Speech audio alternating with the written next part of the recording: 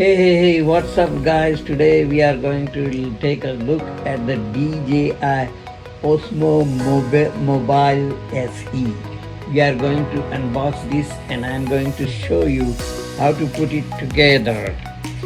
In this box, you will see you have a gimbal, you have a tripod, and you have the magnetic clip that attach to the back of your phone, Android, iPhone, etc. It comes with case and it comes with USB-C charging cable. So first up, let's take a look at the gimbal. It has a nice swirl on it. This is going to be a main area, and that you will be used with your controls.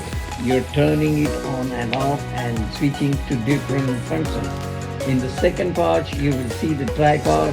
This screws into the bottom of the gimbal and stabilize it so that you can set it on table or the floor or whatever you have your charging cable. And in this last box, like I said, you will have a nice carrying case. So this is quite portable, and foldable. It uses a magnet to connect your phone to the gimbal itself, which is quite convenient. This relies on Bluetooth connection using the Gimbal Plus and app on your phone. In this package, there is a QR code. If you follow that, it's going to show you which app to download, and then you can connect that and you will be good to go. This is the connection for your phone. You need to pay attention which direction it goes, and there is dot on the top.